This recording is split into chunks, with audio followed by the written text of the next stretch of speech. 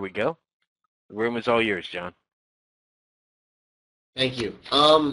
Yeah, having had the chance to present with DTI and work with DTI in the past, it's always great because as a trader, we can all spend time talking about a number of the more sophisticated technical aspects behind trading the markets. And, I think to me the biggest advancements the biggest improvement came for me as a trader and continues to come when I understand the psychological aspects that go behind it. I spent 9 years in the Marine Corps, and in the Marine Corps, we live by a lot of acronyms, and one of them is JJ Did Tie Buckle, and they're the 11 leadership traits.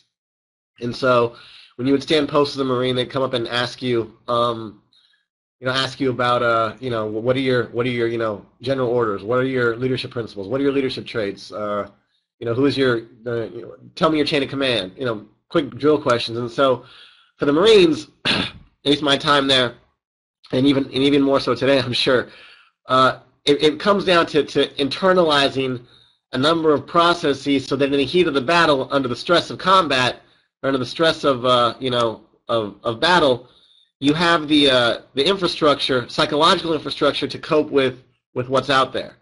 And so, in the context of that, one day I wrote, these 10 attributes I wanted to make it part of my email signature, I don't know, 5 or 6 years ago, and a close friend of mine, Eddie Kwong, after seeing that, went ahead and said, well, John, this is back in 2008, I think, you need to write an article on that. So January 2009, wrote an article after having this signature and the 10 attributes of a great trader. And it's kind of grown into itself, and I have them posted on my screen and when I trade the markets, and it's good stuff. I'm president of the Protean Trader. I trade for a living.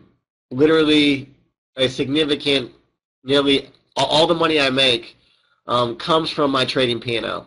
So what I'm sharing with you guys psychologically is what I consider very important to that endeavor and that pursuit. I have a lot of passion about the markets. I describe myself as a global macro catalyst trader, or short-term macro catalyst trader. I pay a lot of attention to the fundamentals, to the technicals, what sentiment is driving the markets. As some of the previous presenters here have just talked about, we saw Gil earlier show how he trades a range of equities. I'm looking for specific setups. I'm the same way. I'll do anything from buy a breakout to sell a breakout, buy a breakdown to sell a breakdown, take liquidity, provide liquidity.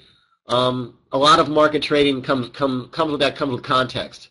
So it's cool to not only talk today about the processes and aspects that I use, but really go over the robust psychological foundation that goes into that. The last webinar I did was a little while ago. It was a live trading one, so much more technical. I love doing live trading webinars because you can see real money move in real time. Those are a lot of fun because you just don't know how it's going to end. Whoops. So as we go down the 10 attributes, like I think this morning, oftentimes, I think the first one that comes to mind is heart and courage. And so when I think, all right, why is that so important? And just again briefly, let me just kind of walk you through the 10 of these. Heart, courage is the first one, intuition is the second one, vision, third one, discipline. A lot of that came in the Marine Corps. Decisiveness, patience. Confidence is something that obviously is very important and can take quite a swing on the pendulum of life as we trade these markets. Focus is another big one. Being dynamic, fluid, and flexible, and of course the last one, willingness to learn and improve. And so, sorry, Jason Roney is a guy I've learned a lot from, as I've learned a lot from a lot of people.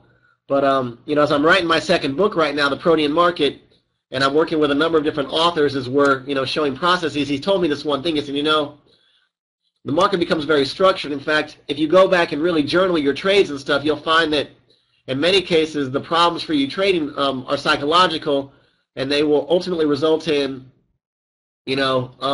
personal issues. Because if you truly journal everything and you're aware of the global macro drivers, you're aware of the key technical levels, You have a system in place to manage risk. There, of course, will be tough times in the market, but oftentimes, a failure to execute is a result of personal problems. And these 10 attributes are things that I think can help go a long way in solving that. So for me, heart and courage, I've said this many times, but, doing what's uncomfortable often takes a lot of heart and courage. And for me, growing as a trader and the trades that offer the most asymmetrical risk-reward ratios are ones that are not the easy trades to get into.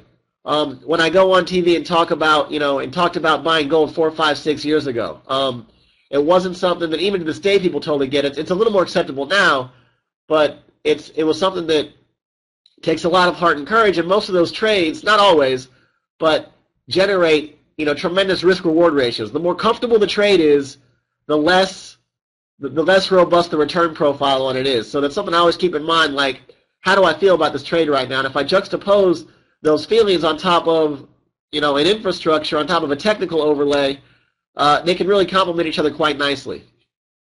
And pardon me, I'm really congested right now. There's a nasty cold going around here in New York City. We've had a lot of temperature gyrations, and I wasn't able to elude that. Intuition. This is something that I use a lot of, but I define intuition as a byproduct of the analysis performed by your subconscious. And for me, doing the reading, taking notes, journaling what you see. These markets have very nuanced aspects to them, or what I call, they're very idiosyncratic. And so if you look at the markets and how they perform, a number of the things I like to pay attention is like, why is this breakout better than that breakout? Well, contextually or qualitatively, there's a lot of opportunity, and how squared away your life is, your diet, your health, your focus. Are you coming from strength or abundance, or are you coming from scarcity and need? These are all things that really allow us to, impartially and objectively assess the market situation. And our intuition can be a very powerful tool in that, our gut, if you will.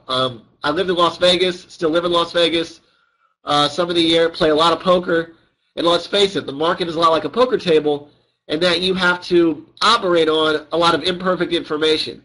So, instinctively as human beings, we're creatures of nature, and trusting your instincts and trusting your intuition can go a long way to help you in trading the markets. Wow, man, I'm congested. Vision. It is my goal as a trader to assimilate as much information as possible with the goal of playing out scenarios that tie in together. So let me give you an example, all right? Right now, the Japanese yen, in my opinion, is setting up to be the trade of 2013, okay? It's USD JPY right now sitting, 82 and change? What was the last quote on that bad boy? USD JPY is sitting at 82.36, all right? I think we have a real shot of hitting 92 middle to later part of next year. We'll see what happens with the Japanese parliamentary election. This trade is a pile-into trade. Now, it takes a lot of vision to see that develop, and of course, it doesn't always play itself out, but thinking about, the next price level, the next day, the next week, the next month, all right? And, listen, there's clearly a reactive component to trading, but there's also an aspect that if you can see into the future, and of course we all try that, what I mean is that, try and imagine, okay, how would this play out? Is that feasible, all right?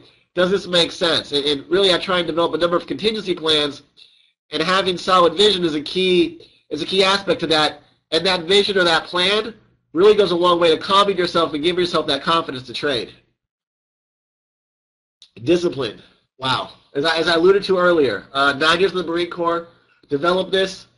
And I'll take another poker analogy, but can you make that laydown, or can you execute? Your level says to buy at this spot or to provide liquidity, or your level says to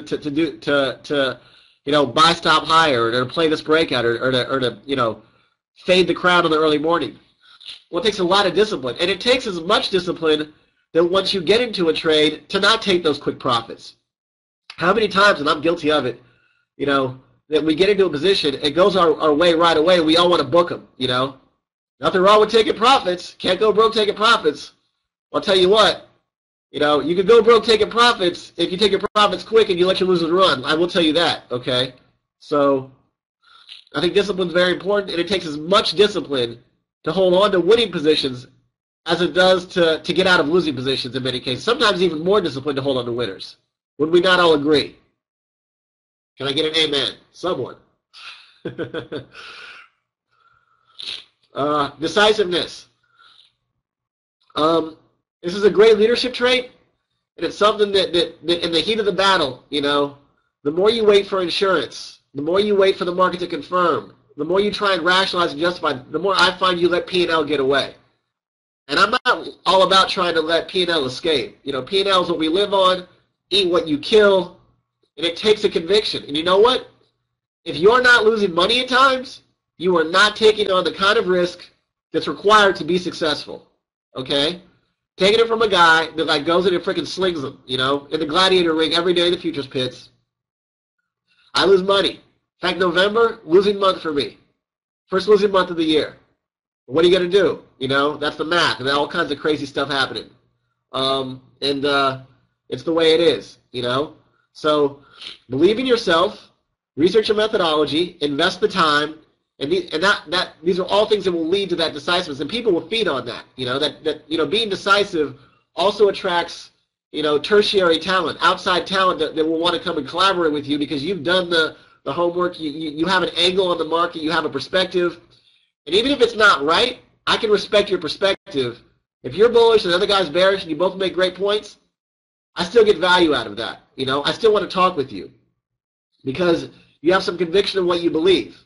So, I mean, there's a lot to be said for that. And every day, you know, I find that the less I hesitate, even if I'm wrong, you know, if I get in, it doesn't work out, boom, get out, fine. But I'm decisive about the trades I get into, and that's a big, big aspect of being successful. Not just in trading, but in life. Patience. Holy cow. You know, the market has a way of really transforming us from being cool, calm, and collected to being irrational, impulsive, and disoriented speculators. And that's the truth. I mean, we're all extremely competitive. We all, from that competition, I mean, that's sort of the paradox of being a great trader. What drives you to be a great trader can also drive you to be, you know, a huge risk liability. And for me, you know, if you get down instinctively as competitive people, as driven individuals, we want to make, you know, money back. And I can't emphasize enough, you know, how important it is to be patient. And then when the situation does come, then you have number 5 and number 4, decisiveness and discipline, to execute. Okay, that's, you know, you can get rusty for being patient. So clearly it's the right balance, and the more time you spend in this, the more experience you have, the more adept you become at striking that right balance. Fighters make great traders, Pac-Man. Some fighters, you know, a lot of the attributes, obviously, of discipline. We know that the gentleman, dude, why am I at a loss? Who's the guy that loves a sports bet? Who's the champion who won't fight Pacquiao? What's his name? Mayweather. Thank you. Yeah, Mayweather. Mayweather definitely loves taking on risk. I don't know how great of a trader he'd be, but he would definitely, you know, I'm sure he'd give it a go. I'm sure he would catch the bug if he started day trading, start trading futures. With as much as he loves sports betting, he would definitely catch the bug. Confidence. Well, listen, this comes from a number of areas, all right? It comes from information you have, comes from the people you're around, and it comes from your own success. If you're executing every day your plan, and you're researching it, and you've done the research, the homework, which is kind of a theme I keep hitting on, is doing the homework and educating yourself, you're going to be in great shape. And that's the rub for confidence. I can't emphasize enough how important it is. Oftentimes when systems or styles go into a drawdown, it's when, you know, the confidence is the lowest, and ironically it's when it should be at the highest because it's about to turn back the other way. Conversely, a system, you know, a system's efficiency may be close to exhausting itself. So these are all things you kind of want to keep a balance in life so that, all right, I feel good, I focus on the process, you know, is what I'm doing scalable and repeatable? And those are the questions you should really be asking yourself. Wow. The array of information, focus, my goodness. the wave of information that hits us at breakneck speed can at times also challenge us. Having a game plan to lock in on and isolate market strategies and goals outlined in advance helps us stay on path to success. So for me, I trade a number of markets, and as a result of that, having the focus and keeping track of those markets is critical to that success. So for me, and for others, I suspect there's a big factor with that, and really something that you want to lock in on. Yeah, I'm gonna wrap this one up early, guys. Figuring I can barely talk. A few more left here. Be dynamic, fluid, and flexible. We talked about, especially now. I mean, the market can go from being very trendy to being very, compressed. Volatility this year has been very, very tough. You have a market flow that isn't, that isn't the same. But net, it's just one of those deals that you got to focus and just stay fluid and flexible, understanding that the market can change as it represents what's going on. I mean, we went from a market that was very short euro, very short risk. Draghi comes out in August, makes a comment, changes the landscape, and it's tough to switch. It's okay if you can't, switch, but maybe recognize that and step away. Whew. All right, willingness to learn and improve. I mean, that speaks for itself. It's a highly competitive game, and educating yourself is essential. I'm still reading books. In fact, the first, Gil's book he has coming out, I'm going to order that. Other people as well, they're following me. I'm probably going to order their stuff as well. I'm always looking to see someone, because if I spend time and I read, I want to know what every poker player at the table is thinking, okay? I may not agree with their strategy, but I want to understand what markets, are so, are conducive to certain strategies. So if I want to understand, all right, we're in a market now that breakout trading is very successful, okay? So what are the spots that breakout traders want to trade on? I may not be a hardcore bread and butter until I die breakout trader, but I want to understand when those markets work, okay?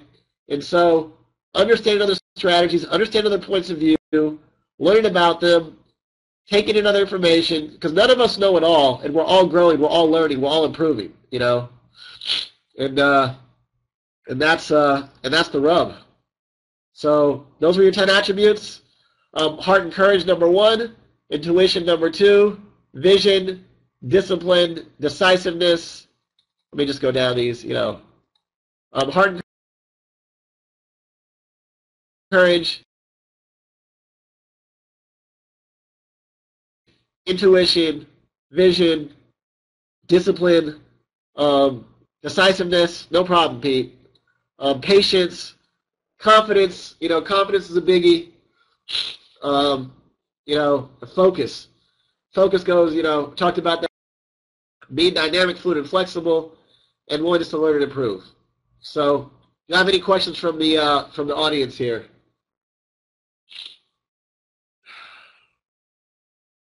Alrighty.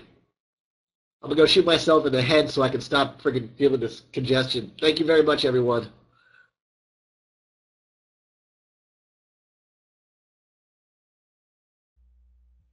Well, John, thanks for pushing through. We certainly did get some good information there, and what can you say? Obviously, John is a dedicated professional coming out with that, and I hope you feel better. We're going to go ahead and move on to our next presenter, and we'll make sure we have John back when he's feeling a little bit better for another presentation. Can't wait to have you then, John. So our next up is Glenn Thompson. And Glenn, are you around? Yes. Can you hear me? Yeah, I got you. Can you hear me? And I'm bringing up your slides right now. Very good.